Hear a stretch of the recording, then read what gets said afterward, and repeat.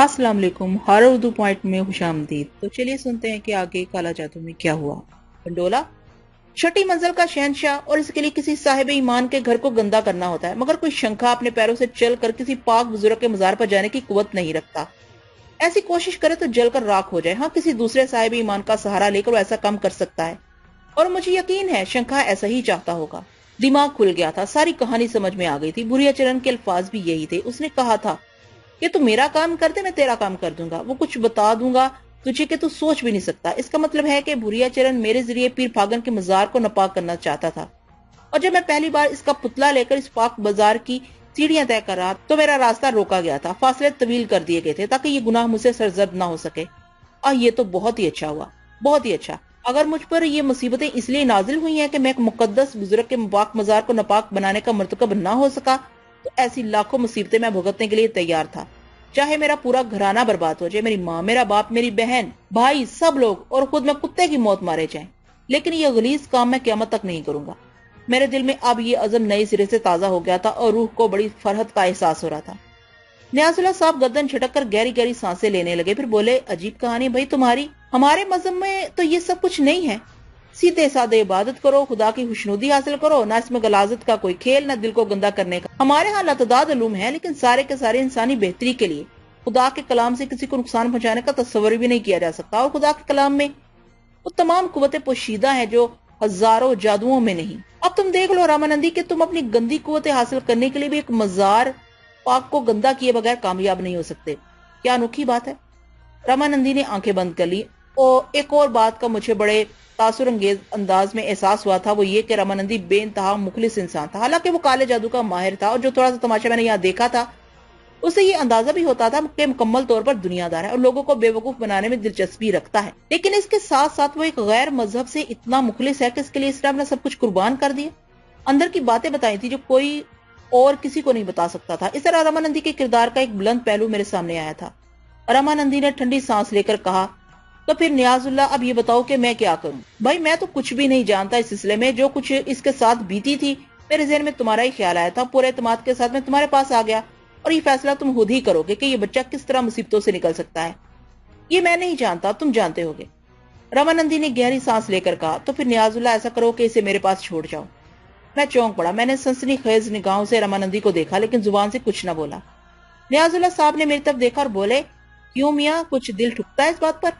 मैं चंद लम्हात खामोश रहा, फिर मैंने कहा, मैं जिस अजाब से गुजरा हूँ नियाजुल्लाह साहब, आपको अब तो इसके बारे में सब कुछ मालूम हो चुका है। बेशक मैं अपनी जिंदगी भी चाहता हूँ, और वो सब कुछ भी जिसका इजहार मैं आपसे कर चुका हूँ। माँ बाप बहन भाई मेरे दिल में कस सकते हैं, लेकिन आज भी इस बात पर मैं बहुत खुश हूँ कि मैंने वो गंदा काम नहीं किया, और आइंदा भी इन सब की जिंदगी की कीमत पर भी ये काम नहीं करना चाहता।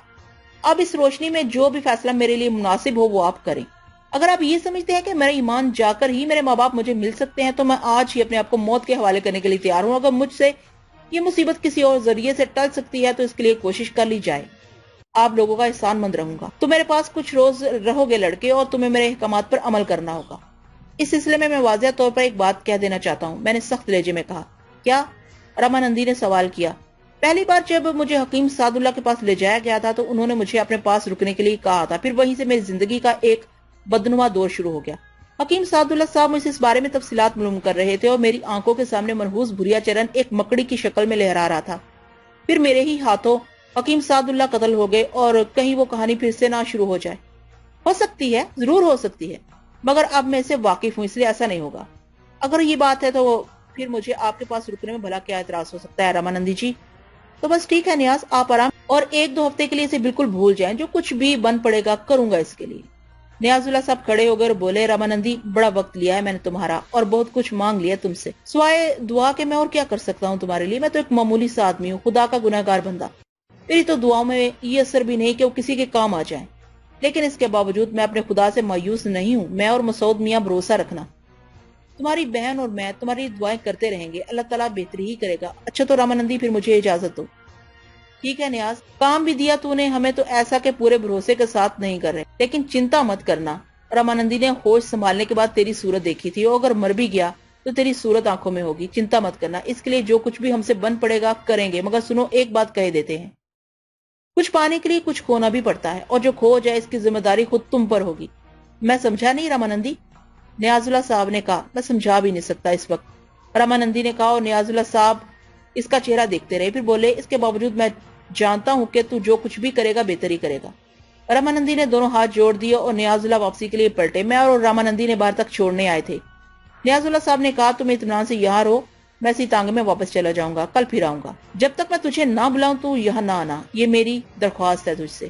رامانندی نے کہا اور نیاز اللہ چونکوں سے دیکھنے لگے، پھر ٹھنڈی سانس لے کر بولے ٹھیک ہے میں تیرے کسی کام میں مداخلت نہیں کروں گا، اچھا تو پھر میں چلتا ہوں، مسعود میاں اجازت ہے؟ میں نے نیاز اللہ صاحب سے مصافحہ کیا، اس کے بعد وہ چلے گئے۔ رامانندی نے میرے شانے پر ہاتھ رکھ کر مجھے اپنے ساتھ آنے کے لیے کہا۔ اس بار وہ کھنڈر میں واپس نہیں کیا تھا بلکہ ٹہلنے کے سے انداز میں دوسری جانب چل پڑا تھا۔ کچھ دیر خاموش رہنے کے بعد اس نے کہا مسعود ہے نا تمہارا نام؟ ہاں۔ دیکھو مسعود، میں ایک بات پورے خلوص سے کہنا چاہتا ہوں تم سے، جو واقعات و حالات میرے علم میں آئے ان سے میں نے ایک اندازہ لگایا ہے۔ میری حیثیت ایک حکیم کی سی ہے جو مریض دیکھتا ہے، اس کے مرض کی تشخیص کرتا ہے اور اس کے لیے دوا تجویز کرتا ہے۔ تم صاحب ایمان ہو، بے شک مانتا ہوں، حالانکہ میرے اور تمہارے دھرم میں اختلاف ہے، میرا دھرم کچھ اور ہے، تمہارا دھرم کچھ اور، لیکن کیا تم اس بات کو تسلیم کرنے سے انکار کرو گے کہ بعض اوقات صحت کے لیے مریض کو کڑوی دوائیں بھی دینا پڑتی ہیں؟ ہاں بے شک۔ اس کے علاوہ ڈاکٹروں کی اقسام ہوتی ہیں، کوئی ایلوپیتھک ہوتا ہے، کوئی ہومیوپیتھک، کوئی جڑی بوٹیوں سے علاج کرتا ہے، ہر ایک کا اپنا اپنا انداز ہوتا ہے۔ میرا اپنا طریقہ علاج ہے، میں تو وہی کر سکتا ہوں۔ کیوں نہیں؟ مجھ پر اعتماد رکھنا، میرا تم سے کوئی ذاتی مفاد نہیں ہے، بس میں تمہاری صحت چاہتا ہوں اور جو کچھ کروں گا اس کے لیے کروں گا۔ میں جانتا ہوں آج سنیچر وار ہے، تمہیں منگلوار تک انتظار کرنا ہوگا، منگل کی رات کو تمہیں بہت سی مشکلوں سے چھٹکارا مل جائے گا۔ اس دوران تم یہاں رہو، جہاں من چاہے گھومو پھرو، کچھ فاصلے پر باغ ہے، اس میں پھل لگے ہوئے ہیں، کھیت بھی ہیں، مکئی پک رہی ہے، بھٹے بھون کر کھا سکتے ہو۔ میں تمہیں اپنے ہاں کی کوئی چیز نہیں کھلاؤں گا تاکہ تمہیں اسے کراہیت ہو۔ آپ بہت عظیم انسان ہے رامانندی جی، میں نے متاثر ہو کر کہا اور رامانندی مسکرا دیا۔ زندگی بہت تھوڑی سی ہوتی ہے مسعود میاں، انسان اچھی طرح جانتا ہے کہ کچھ بھی کر لے، کچھ بھی پا لے، مگر اسے مرنا ہوگا۔ جیون بھر کی محنت سے جو کچھ حاصل کیا ہے چھوڑنا ہوگا، مگر اس کی فطرت میں طلب ہے، سب کچھ جان کر بھی وہ سب کچھ پانا چاہتا ہے۔ اگر یہ نہ ہو تو سنسار کے سارے کام رک جائے۔ مگر روح کی طلب بھی ایک چیز ہوتی ہے، وہ جو کچھ کرتا ہے روح کی آسودگی کے لیے کرتا ہے، اور روح کی آسودگی کے لیے محبت بھی بہت بڑی چیز ہے۔ نیاز اللہ اور میں ایک دوسرے سے بڑی محبت کرتے ہیں، ہماری یہ محبت ہمیشہ بڑی ہے، کبھی گھٹی نہیں۔ میں اس کی ایک ایک جنبش کا احترام کرتا ہوں، اس سے پیار کرتا ہوں، یہ ایک مثالی دوستی ہے۔ ہاں تم کہہ سکتے ہو، تم سمجھ گئے نا میری بات۔ اور ایک بات میں تمہیں اور بتا دوں میاں، ڈرنا نہیں، بری اچرن جو کچھ بھی ہے میرے حلقے میں وہ تمہیں کوئی نقصان نہیں پہنچا سکتا۔ ہمارے بیچ معاہدے ہوتے ہیں، ہم ایک دوسرے سے نہیں لڑتے ورنہ نقصان دونوں کو ہو جاتا ہے۔ ہمارے بیر آپس میں ایک دوسرے کے خلاف کچھ نہیں کرتے اور سارا کھیل بیروں کا ہوتا ہے۔ بیر ایک طرح سے ہمارے سپاہی ہوتے ہیں، اس لیے تم ایک ایک کوس کے بیچ جہاں چاہو گھوم پھر سکتے ہو، تمہیں کوئی نقصان نہیں ہوگا۔ ٹھیک ہے رامانندی جی۔ اس کے علاوہ رات کو جب بھی آرام کرو اسی کھنڈر میں کسی چھت کے نیچے آ کر آرام کرنا، کھلی جگہ کبھی مت سونا۔ بہتر ہے، منگل کو ملوں گا، اگر کوئی ایسی بات جو مجھ سے کرنا ضروری ہو تو کسی آدمی سے کہہ دینا، وہ تمہیں میرے پاس پہنچا دے گا۔ یہاں ضرورت مند آتے رہتے ہیں، ان سے زیادہ مت گلنا ملنا۔ رات کو کسی جاب کرنے والے کے پاس مت جانا، وہ لوگ جو جوہر کے کنارے بیٹھے ہوتے ہیں۔ میں خیال رکھوں گا۔ بس اب میں جاؤں؟ رامانندی نے پوچھا۔ جی، میں نے کہا اور رامانندی اندر کھنڈر میں چلا گیا۔ میں نے ادھر ادھر دیکھا، ایک پتھر پر جا بیٹھا، دل و دماغ پر ایک سل سی رکھی ہوئی محسوس ہو رہی تھی۔ یہ جو کچھ ہوا تھا اس کے بارے میں کچھ سوچنا نہیں چاہتا تھا، لیکن دل و دماغ اپنے بس میں کہاں ہوتے ہیں، اور یہ بس ہے کیا چیز سمجھنا مشکل ہے، کچھ نہ کچھ آ ہی گھستا ہے دماغ میں، اس کا راستہ کون روکے؟ چنانچہ چشم تصور سے نیاز اللہ صاحب کو تانگے میں واپس جاتے ہوئے دیکھا۔ دل نے دعا کی کہ خدا خیر کرے۔ رامانندی تو مضبوط ہے، مگر نیاز اللہ بھی بھوریا چرن کی کہانی سے واقف ہو گئے، کہیں وہ کتا انہیں نقصان نہ پہنچائے۔ اور کیا کر سکتا تھا؟ کچھ بھی تو نہیں کر سکتا تھا۔ سارا دن وہیں گزار دیا، تانگے آ کر رکتے تھے، اس سے مرد عورتیں بچے اترتے، رامانندی کے آدمیوں سے ملتے، پھر نہ جانے کیا ہوتا، وہ واپس چلے جاتے۔ مجھے بھوک لگی اور میں باغوں کی تلاش میں نکل گیا۔ اس کے لیے مجھے زیادہ دور نہیں جانا پڑا، کوئی 100 گز دور ہی چلا تھا کہ باغ نظر آ گیا، سامنے ہی ناشپاتیاں لگی ہوئی تھی، بس شکم سیری کی بات تھی، چنانچہ اسی پر گزارا کر لیا۔ احساس ہوا تھا کہ باغ کے مالک کی اجازت لیے بغیر ایسا کر رہا ہوں، لیکن اور کون سے اقدار نبھائے جا رہے تھے جو اس سے بچتا؟ زندگی زہم تو بن گئی تھی اور یہ زہم ہمیشہ بے کل رکھتے تھے۔ رات کو رامانندی کی ہدایت کے مطابق کھنڈر کے ایک کمرے میں جا گھسا اور زمین پر لیٹ کر سو گیا۔ دوسرا دن، دوسری رات، پھر تیسرا دن، رامانندی ایک بار بھی نظر نہیں آیا تھا، البتہ اس کے چیلے چانٹوں سے دوستی ہو گئی تھی، جاب کرنے والوں کو بھی دیکھتا تھا۔ رات میں کبھی باہر نہیں نکلا تھا، ہاں اپنی مخصوص آرامگاہ میں کبھی کبھی راتوں کو میں نے بڑی بھیانک آوازیں سنی تھی۔ تیسرا دن بھی تمام ہوا، اگلا دن منگل کا تھا۔ اس وقت شام کے کوئی 7 بجے تھے، ناشپاتیوں کا ڈنر لے کر پلٹ رہا تھا اور کھنڈراٹ کے آس پاس لوگ نظر آ رہے تھے۔ سامنے ہی رنگین کپڑوں میں لپٹی ایک عورت اپنے بچے کو کندھے سے لگائے میرے آگے آگے جا رہی تھی۔ اس نے میرے قدموں کی چاپ سنی تو رک گئی، اور جب میں اس کے قریب سے گزرا تو اس نے مجھے آواز دی، مہاراج سنیے مہاراج۔ میں رک گیا، اسے دیکھا، پچکے ہوئے گال، دھنسی ہوئی آنکھیں، پیلا چہرہ، چہرے پر عجیب سی ویرانی۔ اس کے کندھے سے جو بچہ لگا سو رہا تھا وہ بالکل سوکھا ہوا تھا، میری انگلیوں کے برابر اس کی پڑلیاں تھی۔ باقی بدن بھی ایسا ہی تھا، سر بالوں سے صاف اور جسم کی نسبت بہت بڑا نظر آ رہا ہے۔ کیا بات ہے؟ میں نے پوچھا۔ اسے میری گود سے اتار دو، اس نے بچے کی طرف اشارہ کر کے کہا۔ کیوں؟ اترتا ہی نہیں ہے، میں اسے لیے لیے تھک گئی ہوں۔ کوئی اور نہیں ہے تمہارے ساتھ؟ کوئی نہیں ہے، اسے تھوڑی دیر کے لیے لے لو، میں تھک گئی ہوں، 1 سال ہو گیا، پورا 1 سال، یہ میری گود سے نہیں اترتا۔ میں چونک پڑا، عجیب سے الفاظ تھے، وہ مجھے دیکھ رہی تھی۔ تم یہاں کیا کر رہی ہو؟ کیا یہ بچہ بیمار ہے؟ سوکھے کی بیماری ہے اسے، مگر تم اسے لے لو نا۔ وہ آگے بڑھ کر میرے پاس پہنچ گئی۔ میں کشمکش کا شکار تھا، کیا کروں کیا نہ کروں۔ اسی وقت بچے نے ماں کے شانے سے سر اٹھایا، پتلی گردن گھمائی، اس کا چہرہ میرے سامنے آ گیا۔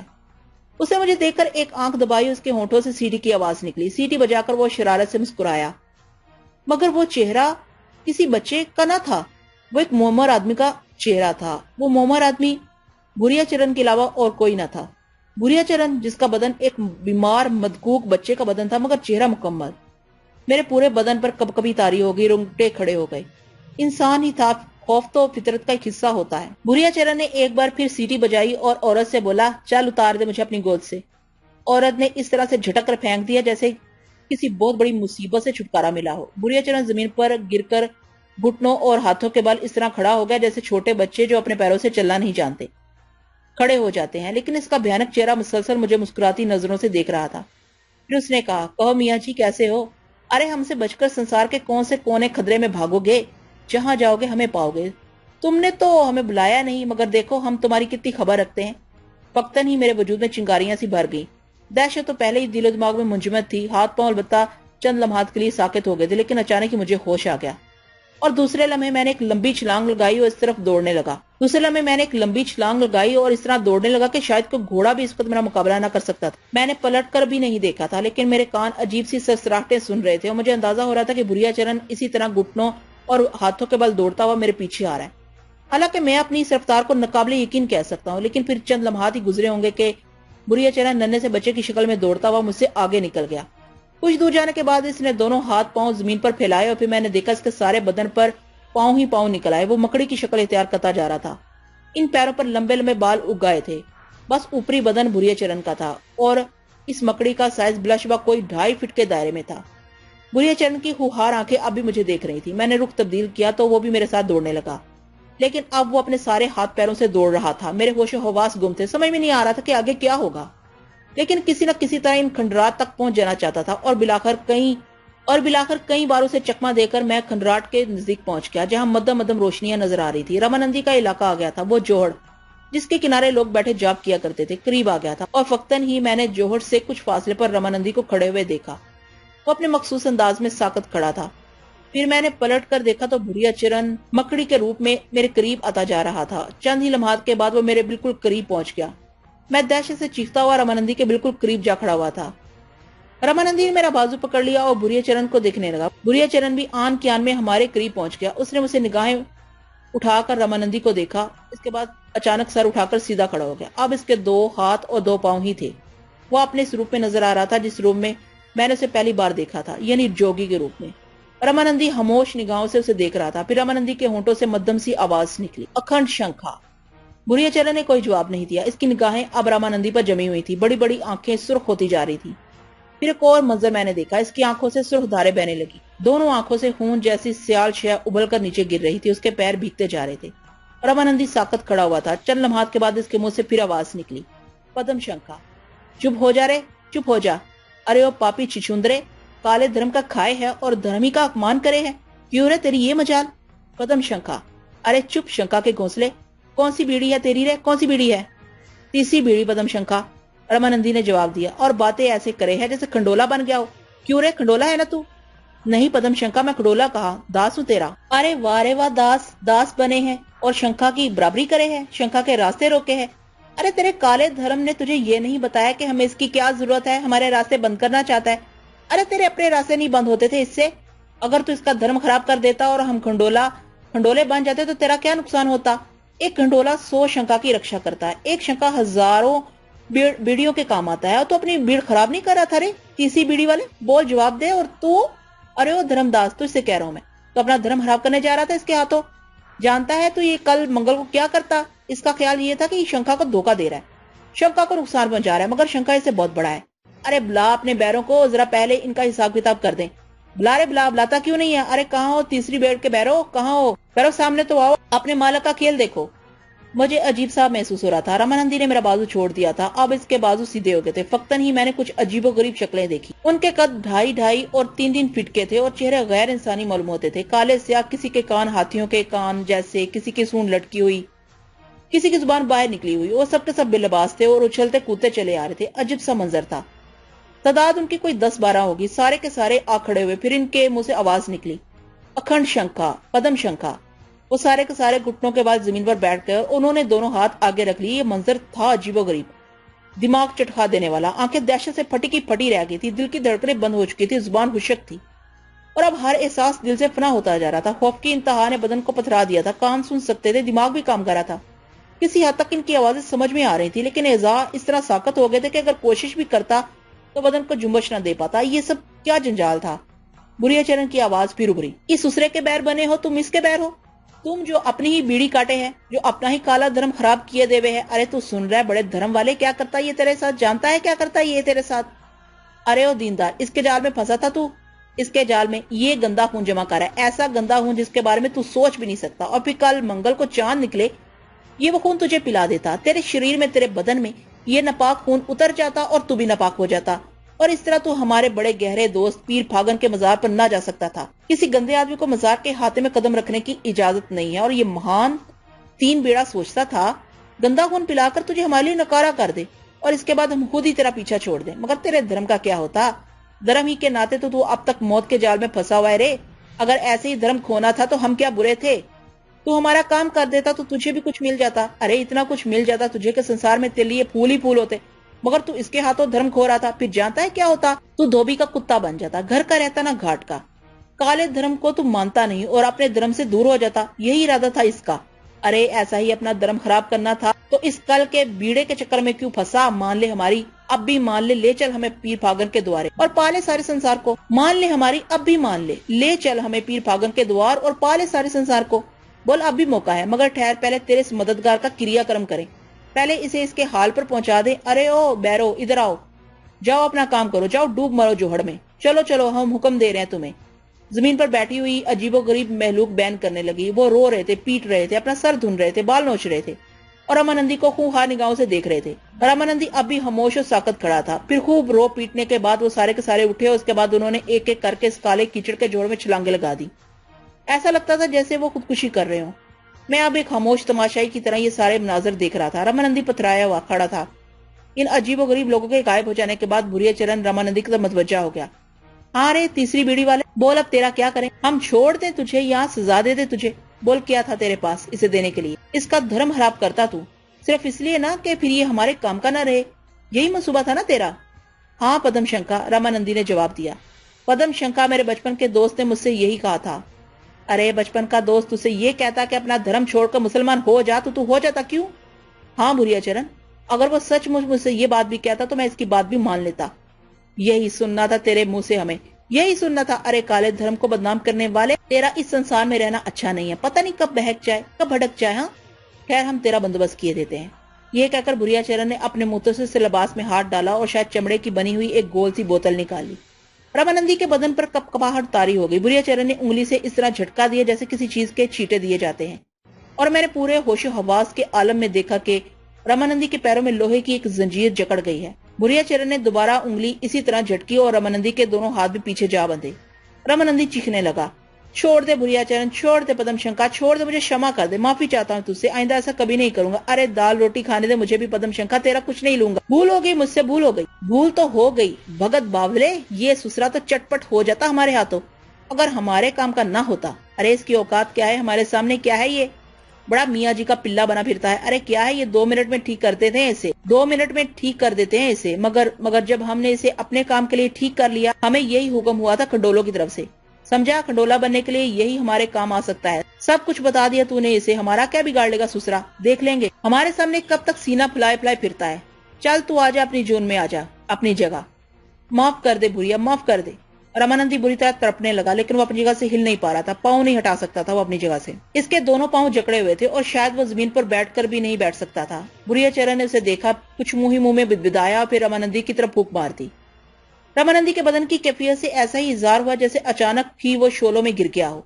उसने बेख्तियार चीखें मारना शुरू कर दी। ऐसी भयानक चीखें थी कि कानों के पर्दे फटे जा रहे थे। रामानंदी दहशत से चीख रहा था और इसका बदन अजीब से अंदाज में रंग बदलता जा रहा था। पहले ये रंग पीला हुआ, फिर नारंगी, इसके बाद सफेद हो गया। बिल्कुल यूं लगा जैसे रामानंदी जलकर राख हो गया हो। सफेद सफेद राख। अब इसकी आवाज भी बंद हो गई थी। फिर फक्तन ही इसके बदन से सफेद सा धुआं खारिज होने लगा और बुढ़िया चरण ने शीशी का ढक्कन खोल दिया। धुएं ने बल खाया और पतली लकीर की शक्ल में शीशी के अंदर दाखिल होने लगा। मेरे होशो हवास गुम थे। आंखें ये मंजर देख रही थी और मेरे वजूद में कोई जुम्बश नहीं थी। ये सब कुछ ऐसे अनोखे ख्वाब की मानत था। सारा धुआं सिमट कर शीशी में भर गया तो बुढ़िया चरण ने शीशी में डांट लगाई। इसके बाद पूरी कुव्वत से शीशी जोहड़ में उछाल दी। कोई आवाज नहीं हुई थी। वो जो जोहड़ के किनारे बैठे जाप कर रहे थे, न जाने कब उठकर भाग गए थे। गालबन इन खौफनाक चेहरों, खौफनाक आवाजों ने उन्हें इनके जाप से चौंका दिया था और वो सब कुछ छोड़कर भाग निकले थे। कोई भी यहाँ नहीं था सिवाय बुढ़िया चरण के, जो मेरे सामने खड़ा मुस्कुराती निगाहों से मुझे देख रहा था। देख लिया अपने मददगार का अंजाम। अब बोल, तू क्या चाहता है? हाँ बोल, अब क्या कहेगा तू? मैंने कुछ कहने के लिए होंठ हिलाए, लेकिन आवाज हलक से बाहर नहीं आ सकी थी। मैं फटी फटी निगाहों से बुढ़िया चरण को देखता रहा। रामानंदी का ये अंजाम मेरे लिए बड़ा ही दर्दनाक था। वो जो कोई भी था, काले जादू का माहिर था, गलीज हिंदू, लेकिन मेरे लिए इंसानियत के तमाम दरवाजे खोल दिए थे इसने। वो जो कुछ भी करना चाहता था मैं नहीं जानता था। बुढ़िया चरण की जुबानी ये सुनकर के वो मुझे गंदा खून पिलाकर बुढ़िया चरण के लिए नाकाबिले कबूल बना देना चाहता है। मुझे कराहियत तो हुई थी और यकीनन मेरा वजूद किसी गंदी और गलीज शय से नापाक हो जाता तो मैं खुश ना होता। बेशक बुढ़िया चरण की मुसीबत से बच जाता, लेकिन अपने ईमान ही के लिए तो मैंने अब तक ये मसाइब बर्दाश्त किए थे। मुझे वक्ती तौर पर इसका वो खेल अच्छा न लगता, लेकिन इसने खुलूसे दिल से जितना वो जानता था कोशिश कर डाली थी। बुढ़िया चरण की जुबान में समझ रहा था। वो जो कुछ कह रहा था मेरी समझ में आ गया था, लेकिन इसके बावजूद मुझे रामानंदी के संजाम का अफसोस था। बुढ़िया चरण मेरे करीब आया और अपनी इस मकरूब मुस्कुराहट के साथ बोला, अकल आ रही है अब शायद समझे। अरे चिंता काहे करे है बिटवा, संसार दे दूंगा तुझे, सारा संसार दे दूंगा। बस एक बार, सिर्फ एक बार मुझे पिफागन के द्वारे पहुंचा दे। समझ रहे ना? बोल, तैयार है? नहीं। न जाने किस तरह मेरे मुंह से ये आवाज निकली और बुढ़िया चरण का चेहरा एक बार फिर सत गया। नहीं नहीं बुढ़िया चरण। अचानक मेरी आवाज साफ हो गई। अरे किसकी नस्ल है रे तू? तू किसकी नस्ल है? अरे कब मानेगा पापी, कब मानेगा? कितना इंतजार कराएगा हमें? दिल नहीं भरा तेरा? अभी दिल नहीं भरा? कुछ और चाहिए तुझे? कुछ और चाहिए? हाँ बुढ़िया चरण, मुझे कुछ और चाहिए। समझा? सचमुच मुझे कुछ और चाहिए, लेकिन मैं तेरी इस ख्वाहिश को कभी पूरा नहीं होने दूंगा। तू देखना, आजमा लेना अपने आप को। मौत दे सकता है तू मुझे, ये काम तेरे लिए बहुत आसान है। मैं ये बात मानता हूँ, मैं ये बात जानता हूँ, लेकिन मेरे इरादे को नहीं बदल सकता। कोशिश कर बुढ़िया चरण, कोशिश कर। बुढ़िया चरण अचानक इस जमीन पर बैठ गया और बुरी तरह उछल कूद करने लगा। बड़ा भयानक लग रहा था वो इस अंदाज में भी। गालबन ये इसके जुनून का अंदाज था। बहुत देर तक जमीन पर लौटता रहा, इसके बाद सीधा खड़ा हो गया। फिर उसने कहा, आखिरी बार कह रहे हैं, मान ले, देख मान ले, वरना नुकसान उठाएगा। लानत है तेरी सूरत पर बुढ़िया चरण, लानत है तेरी सूरत पर। तू मुझे क्या मजबूर रख सकेगा? कोशिश कर ले जितनी की जा सकती है तुझसे, जितनी कोशिश तुझसे की जा सकती है कर ले। और अब मैं चलता हूँ। हिलना मत अपनी जगह से, कह दिया हमने, हिलना मत। वो बोला और फक्तन ही मेरे पांव अपनी जगह साकत हो गए। बुढ़िया चरण की कुव्वतें मेरे ऊपर कारगर हो रही थी, लेकिन इसका बस मेरे दिलो दिमाग पर नहीं चल सकता था। मेरे इरादों को वो नहीं बदल सकता था। ये मेरी मर्जी पर ही मुनस्सर था कि मैं इसकी बात मानूं या ना मानूं। बुढ़िया चरण एक बार फिर जमीन पर बैठ गया। इसने दोनों घुटनों में अपना सर दे लिया। देर तक बैठा रहा। इसके बाद अचानक इसके हाथ पांव बढ़ना शुरू हो गए। वो एक बार फिर मकड़ी की शक्ल इख्तियार कर गया। इसका चेहरा और जिस्म जूं का तू था। बस मकड़ी की तरह इसके बदन में हाथ पांव उग गए थे। इस वक्त भी वो एक काली मकड़ी की शक्ल इख्तियार कर गया था। खूनी निगाहों से मुझे देख रहा था। फिर वो मकड़ी आहिस्ता आहिस्ता आगे बढ़ी। मेरे पांव तो पहले ही अपनी जगह साकित हो गए थे, जैसे उसने मुझे भी किसी अनदेखी जंजीर में जकड़ लिया हो। वो मेरे बिल्कुल करीब पहुंच गया। फिर इसने अपने आगे के दो पांव मेरे बदन पर रखे। पूरे बदन में झुझरी आ गई थी, लेकिन कमबख्त एजाज साकित हो गए थे। उसने मुझे अपने जादू के जाल में जकड़ लिया था। इसके पांव कुछ और आगे बढ़े, मेरी रानों तक पहुंच गए। वो आहिस्ता आहिस्ता मेरे बदन पर चढ़ रहा था और मेरे पूरे वजूद में सख्त लहरें दौड़ रही थी, लेकिन न हाथ इस काबिल थे कि मैं उसे अपने आप से दूर कर सकूं और न पांव साथ दे रहे थे। बस मैं गर्दन चटक रहा था और पसीने से तर हो गया था। वो आहिस्ता आहिस्ता मेरे चेहरे के बिल्कुल करीब पहुंच गया और फिर इसने अचानक अपना मुंह मेरी गर्दन के करीब कर दिया। इसके बाद इसने अपने बारीक नकीले दांत मेरी गर्दन में पेवस्त कर दिए। मुझे शदीद तकलीफ का एहसास हुआ। बदन में सुइयां सी चुभी, लेकिन मैं उसे इसके अमल से रोक ना सका। न जाने क्या कर रहा था वो कमबख्त। चंद लम्हात वो इसी तरह मेरी गर्दन से चिमटा रहा और फिर नीचे उतर गया। गर्दन में टीसें उठ रही थी, मगर मैं हाथ उठाकर गर्दन मसल भी नहीं सकता था। बुढ़िया चेहरा ने फिर रूप बदल लिया और सीधा खड़ा हो गया। बहुत कुछ जान लिया तूने हमारे बारे में लड़के, हमारा कुछ ना बिगड़ेगा। जिद की है, जा नुकसान उठाए जा। ہم تجھے یہ کہہ کر جا رہے ہیں کہ جب بھی ہمارا کام کرنے کا من کر جائے ہمیں آواز دے لینا. تجھ سے دور ہی کتنے ہوتے ہیں ہم, آ جائیں گے, اور کھلی چھوٹ ہے تجھے, جو من چاہے کر, ہمارے خلاف کچھ نہ کر پائے گا, یہ ہم تجھ سے کہہ دے رہے ہیں. ٹھیک ہے, جا دیکھ سنسار کو کیسا ہے, یہ بڑا اچھا لگے گا تجھے, ہم پھر ملیں گے تجھے جب ضرورت ہوگی. بھوریا چارہ نے کہا اور رخ تبدیل کر کے وہاں سے آگے بڑھ گیا. جیسے اس نے رخ تبدیل کیا مجھے یوں محسوس ہوا جیسے میرا بدن پھر سے متحرک ہو گیا ہو, اور پہلا کام میں نے یہی کیا کہ اپنی گردن کے اس حصے کو مسلنے لگا جس میں شدید سوزش ہو رہی تھی. نہ جانے اس کتے نے کیا کر دیا تھا, گردن کے اس حصے کو چھوتے ہی پیسے اٹھنے لگتی تھی. کچھ کچھ ذہن میں آتا جا رہا تھا, اب بیچارہ رمانندی ختم ہو گیا میری وجہ سے, اور پتہ نہیں نیاز اللہ صاحب کا کیا ہوا. خدا نہ خواستہ کہیں وہ بھی اس کالے جادو کے ماہر کے عطاب کا شکار نہ ہو جائیں. بڑا غم ہوگا مجھے اگر ایسا ہو گیا. اپنی مصیبت میں تو گرفتار تھا ہی, نیاز اللہ صاحب کا خدشہ دل میں بیدار ہو گیا. میں نے ادھر ادھر نگاہیں دوڑائیں. یہاں رکنا تو اب بے مقصد ہی تھا. جوہر میں جا کر شیشے کو تلاش نہیں کر سکتا تھا.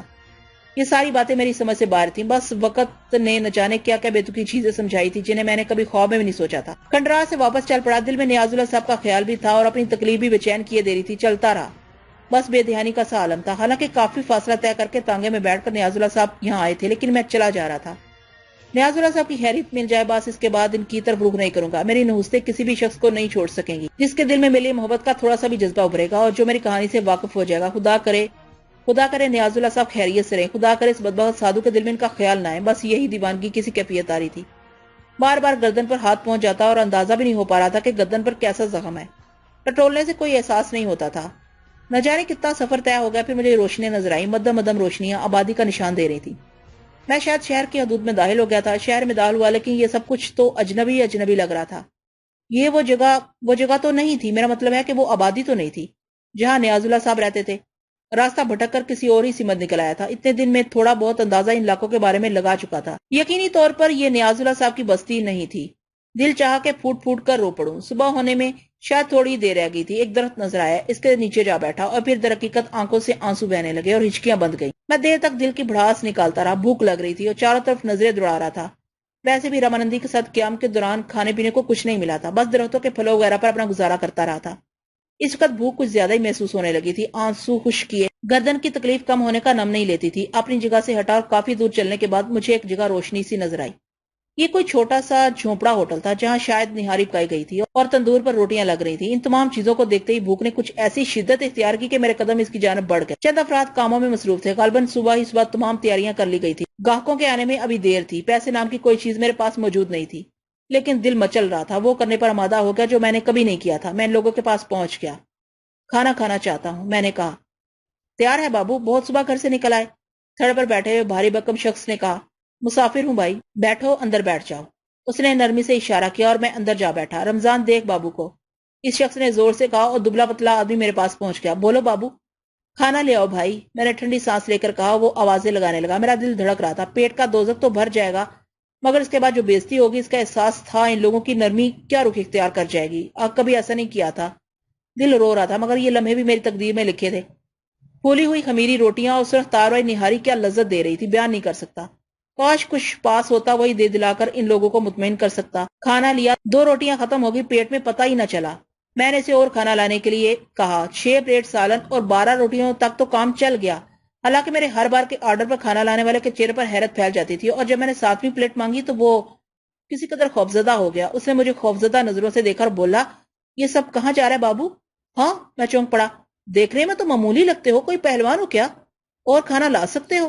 ہمیں کیا, دیکھ آ جاؤ پوری. وہ آگے بڑھ گیا. البتہ اس نے دیکھ پر بیٹھے ہوئے آدمی سے کچھ کہا تھا اور وہ بھی چونک کر مجھے دیکھنے لگا تھا. دونوں میں کچھ باتیں ہوئیں. اس بار وہ 6 روٹیاں اور لے آیا. اور سالن لے آیا. اس کے احساس دلانے سے میں بھی چونکا تھا اور مجھے اندازہ ہوا تھا کہ میں کتنا کھا چکا ہوں, مگر پیٹ یوں لگتا تھا جیسے کچھ کھایا ہی نہ ہو. یہ نہیں افتاد, ایسا کیوں ہو رہا ہے؟ لاکھ کئی دن کے بعد گوشت چکا تھا, مگر 12 روٹیاں مجھے تعداد یاد تھی, مگر ہاتھ نہ رکے.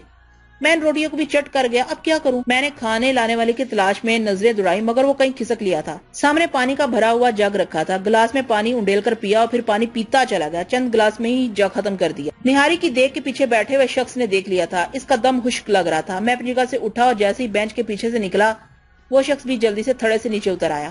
اور پانی مل سکے گا بھائی؟ ہو ہے.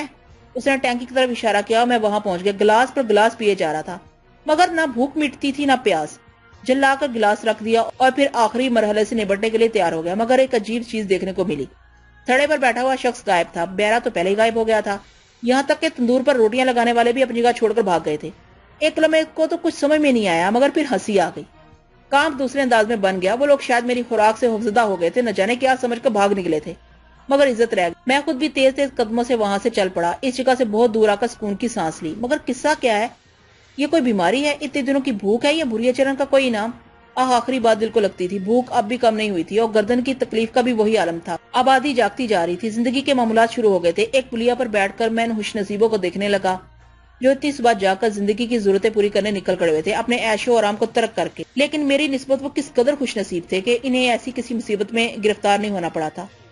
کاش میرے ابتدائی اقدامات بھی درست ہوتے، میں بھی دنیا کے ان رہنے والوں کی مانند ایک اچھے انسان کی طرح زندگی گزارتا اور انہی لوگوں کی مانند تلاش رزق میں نکل کھڑا ہوتا۔ کاش میں آسان ذرائع سے جائز اور ناجائز طریقوں سے دولت کے ڈھیر لگانے کے بارے میں نہ سوچتا۔ کیا حسین زندگی ہوتی، صبح سے شام تک محنت کی جائے، اس کے بعد گھر کا رخ کیا جائے، مگر پیارا گھر جہاں اپنے ہوتے ہیں۔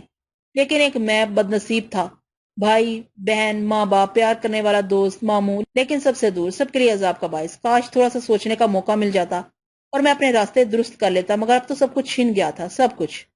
ہاتھ تھا کہ مسلسل گردن پر مصروف تھا، گردن پھوڑا سی لگ رہی تھی۔ جو کچھ ابھی ہو چکا تھا وہ بھی ناقابل یقین تھا، لیکن قابل یقین ہی کون سی بات تھی، لوگوں کو بتاتا تو سب ہی حیرت زدہ ہوتے۔ اب تک ایسا ہی ہوا تھا، بڑا عجیب معاملہ تھا، اور میں سمجھ رہا تھا کہ بھوریا چرن کا یہ وار سب سے زیادہ سخت ہے۔ اب تک تو دنیا سے ہی چھپتا پھرا تھا اور دنیا کے لیے اپنے آپ کو نقصان دہ سمجھتا رہا تھا، لیکن بات اب اپنی ذات پر آ گئی تھی۔ یہ بھوک، اس بھوک کا کیا ہوگا؟ ناقابل یقین حد تک کھا پی کر آیا تھا، بھلا اتنی ساری روٹیاں اور اتنا سارا سالن جو میری جیسی جسامت کے 8-10 آدمیوں کے لیے کافی ہو، میں اکیلا ہی چٹ کر گیا تھا۔ اتنا پانی پی گیا تھا کہ بیچارے ہوٹل میں بیٹھے ہوئے لوگ بھی اٹھ کر بھاگ گئے، مگر بھوک نہ مٹی تھی، ہونٹ خشک ہو رہے تھے۔ اس عالم میں کیا جی سکوں گا؟ دل یہ چاہ رہا تھا کہ کچھ کھاؤں، لیکن ذہن تسلیم نہیں کر رہا تھا۔ بے بسی کی نگاہوں سے وہی پلیا پر بیٹھا لوگوں کو دیکھتا رہا۔ سورج نکل آیا تھا، پھر نیاز اللہ صاحب کا خیال آیا، یہ بستی کون سی ہے آخر؟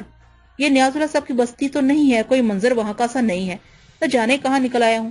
دل میں تجسس سا جاگا اور معلومات کرنے نکل پڑا، اور پھر بستی کا نام ہی معلوم ہو گیا۔ وہ جگہ نہیں تھی، پتہ نہیں بیچارے نیاز اللہ صاحب کا کیا ہوا، خدا انہیں محفوظ رکھے۔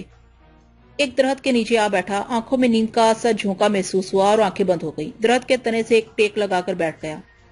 نہ جانے کب تک سوتا رہا، جاگا تو شام ہو چکی تھی اور بھوک تھی کہ کم وقت پیچھا ہی نہیں چھوڑ رہی تھی۔ کیا کروں، کیا کروں؟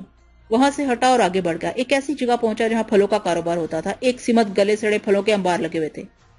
قدم رک گئے اور وہیں بیٹھ گیا، ان گلے سڑے پھلوں کو اٹھا اٹھا کر کھانے لگا۔ لوگ مجھے دیکھتے ہوئے گزر رہے تھے، لیکن اب جو افتاد پڑی تھی اسے گزارنا ہی تھا۔ یہ پھل میں اپنے معدے میں اتارتا رہا اور خاصا بڑا حصہ صاف کر دیا، لیکن بھوک نہیں مٹی تھی۔ اب بھوک نہیں مٹی تھی۔ وہاں سے ہٹا اور تھوڑے فاصلے پر جا بیٹھا۔ اندھیرا پھیلتا جا رہا تھا، پورا دن گزر گیا۔ مجھے اندازہ تھا کہ مصیبت میرا پیچھا نہیں چھوڑے گی، جو کچھ ہوا اسے ٹالنے کا کوئی ذریعہ میرے پاس نہیں تھا۔ گزاروں گا، اس طرح بھی گزاروں گا بھوریا چرن، لیکن تیری بات نہیں مانوں گا، کسی قیمت پر نہیں مانوں گا۔ کتے یاد رکھنا، یاد رکھے گا تو بھی کہ کس سے واسطہ پڑا تھا۔ رات گہری ہو گئی تو سونے کی کوشش کرنے لگا، نیند نہیں آ رہی تھی۔ پھر آدھی رات گزر گئی تو آنکھیں خود ایک دوسرے سے جڑ گئیں۔ صبح شام دن رات میں سڑکوں اور گلیوں میں مارا مارا پھرتا تھا۔ ایک اور کیفیت مجھے محسوس ہونے لگی تھی، جس کا پہلا نمونہ دیکھتے ہی میرا دل خون کے آنسو رو پڑا۔ وہ یہ تھی کہ بدن کے مختلف حصوں میں ننے ننے سرخ دانے نمودار ہو گئے تھے، پھر ان دانوں میں سوراخ ہو گئے۔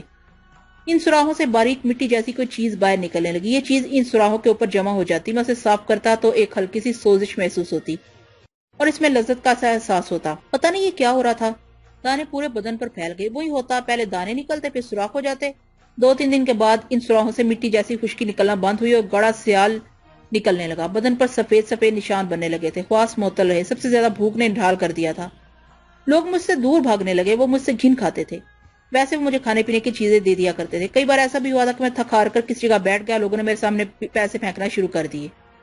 لباس بسیدہ ہو گیا تھا اور بدن کے سوراخوں سے نکلنے والا سیاہ لباس کو بھگو کر سڑنے لگتا، جس سے بدبو اٹھتی تھی۔ پھر ایک دن میں ایسے ہی بیٹھا اپنی تقدیر پر غور کر رہا تھا کہ ایک سفید گاڑی میرے پاس آ کر رکی۔ بڑی سی وینما گاڑی تھی، اسے کئی افراد نیچے اترے۔ ایک شخص نے ان کی رہنمائی کی۔ یہ ہے، رہنمائی کرنے والے شخص نے کہا۔ ہو، یہ پاگل بھی ہے؟ دوسرے شخص نے پوچھا۔ نہیں، ایسی کوئی بات نہیں۔ دیکھی، دوسرا آدمی 2 اور آدمی کو اشارہ کر کے میرے قریب آ گیا۔ اٹھو، اس نے کہا۔ جی، میں حیرت سے بولا۔ تمہیں ہمارے ساتھ چلنا ہے، مگر کہاں؟ اسپتال۔ تمہیں علم نہیں ہے کہ تم کوڑی ہو؟ کوڑی؟ میری آواز رند گئی۔ میں نے کوڑ کا صرف نام سنا تھا، یہ علم تھا کہ یہ علم تھا مجھے کہ یہ بہت خطرناک مرض ہے، مگر اپنے بارے میں خیال مجھے کبھی نہیں آیا تھا، اپنے جسم کی اس کیفیت سے یہ تصور میرے ذہن میں کبھی نہیں ابھرا تھا۔ میری آنکھیں بھیگ گئیں، حلق میں ایک گولا سا پھنسا۔ گھبرانے کی بات نہیں، تمہارا علاج ہوگا، تم ٹھیک ہو جاؤ گے، مگر تمہارا اس طرح سڑکوں پر پڑا رہنا اچھا نہیں ہے۔ یہ یہاں کی میونسپلٹی کے رکن ہے اور انہوں نے ہمیں تمہارے بارے میں اطلاع دی، ہم تمہیں لینے آ گئے، آؤ ہمارے ساتھ چلو۔ میں خاموشی سے اٹھ کر گاڑی میں جا بیٹھا اور گاڑی چڑھ پڑی۔ دل رو رہا تھا، یہ بھی ہونا تھا، ٹھیک ہے ہو جائے، اس کے بعد کیا ہوگا۔ گاڑی کا سفر بہت طویل تھا، اس کا اختتام ایک شاندار عمارت پر ہوا تھا، مجھے اتار کر ایک کمرے میں پہنچا دیا گیا۔ میں کرسی پر بیٹھ گیا، بڑی صاف ستھری جگہ تھی۔ کچھ دیر کے بعد ایک نرس آئی، اس نے مجھے ایک لباس دیتے ہوئے کہا میرے ساتھ آؤ۔ میں خاموشی سے اس کے پیچھے چل پڑا۔ ایک دروازے کے قریب رک کر اس نے کہا یہ غسل خانہ ہے، اندر ایک بڑا ڈبہ رکھا ہے جس پر ڈھکن ہے، اپنا یہ لباس اتار کر اس ڈبے میں ڈال دینا، غسل کر کے یہ لباس پہن لینا، بہتر ہے۔ میں نے آہستہ سے کار غسل خانے میں داخل ہو گیا۔ نرس کی ہدایت پر عمل کر کے میں دوسرے لباس میں باہر آیا تو نرس میرا انتظار کر رہی تھی۔